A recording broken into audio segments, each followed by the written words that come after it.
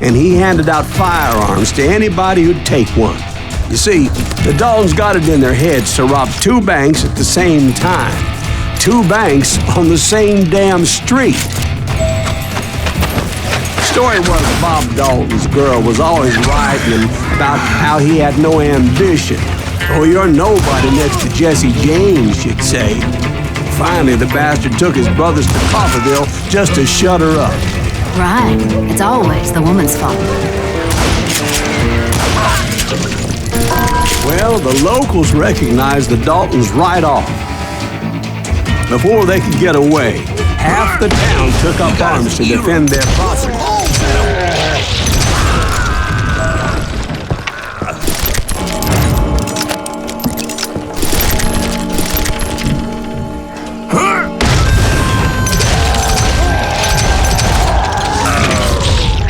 The brothers paid dearly for their stupidity, but everybody knows they had it coming. There's more to it than that. I read all about that day, so I know for a fact that it went down very differently. First of all, it was high noon. A posse of U.S. deputy marshals were on the rooftop across the street. Get ready, boys. They're gonna make a move.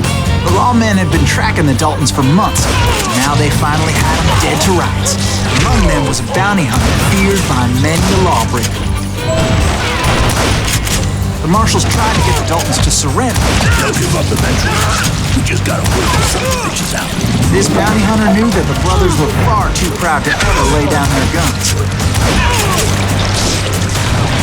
He went in there alone to confront those criminals.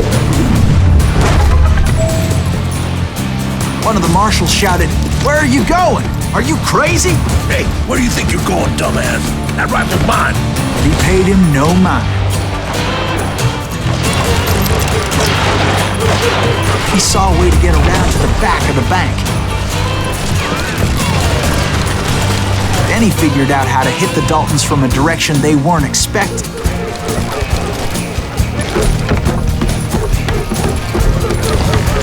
A moment later, he was climbing up a steep ladder, laughing at danger as he did. It was brave men like him who risked their lives to tame this wild country.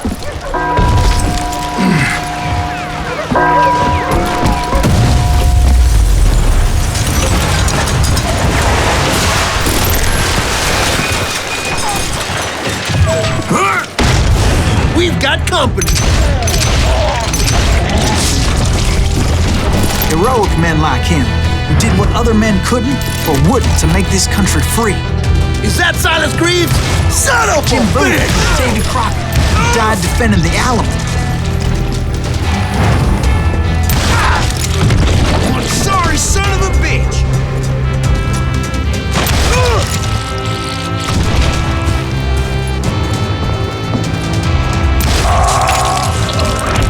Yeah, you know you can't beat me.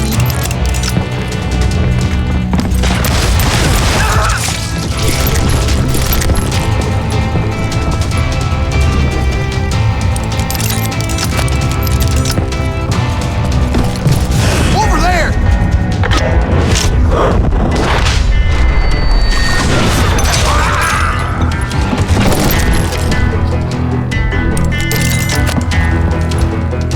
That's Silas Greaves. What the hell? Blam! Blam! He came away victorious, taking down those thieving Daltons.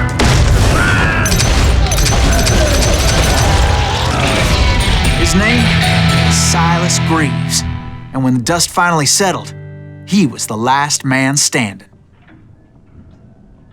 Sorry, kid, but that just wasn't the way it happened.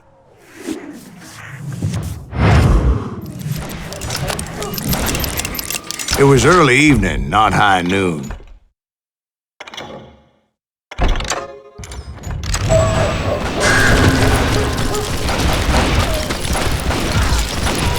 I was late to the party and Coffeyville was already up in arms. Daltons blew up a safe and were all set to hightail it out of there. Those pathetic deputies surrounding the bank were dropping like flies.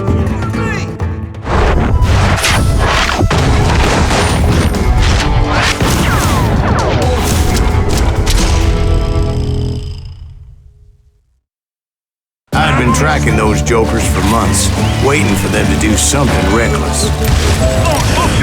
And finally, they did.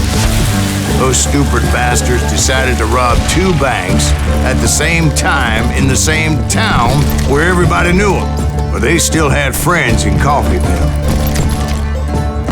Waste your bullets. Go ahead.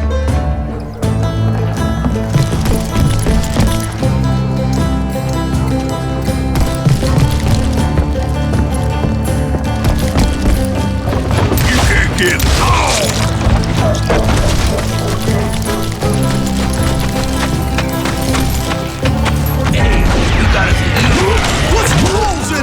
Those friends came after me like a pack of wild dogs, tooth and nail. They were coming at me from all directions. I caught sight of the Daltons running with the money and didn't want to lose it. Problem was, they knew the town better than I did. And to top it off, I found myself in the middle of another shootout entirely. Did the Daltons hole up in somebody's house? No, it was the Smiths, I believe. They were cousins of the Daltons, and they were shooting at the Browns, who were shooting at the Daltons, which wasn't any surprise, since those 2 families have been feuding forever. And since the Joneses are related to the Browns, they shot at the Smiths, pissing off the Heimhoffers, whose daughter recently married a Smith. Well, bullets were flying every which way as all the old feuds in Kansas caught fire all at once. There was a hell of a lot of pissed off people in Coffeyville that day. But that's just the way life is sometimes. Shit happens. The Dalton boys knew I would never give up. Those Daltons weren't the sharpest knives in the drawer, but they always stood together. They set a trap to slow me down and allow at least 2 of them to escape.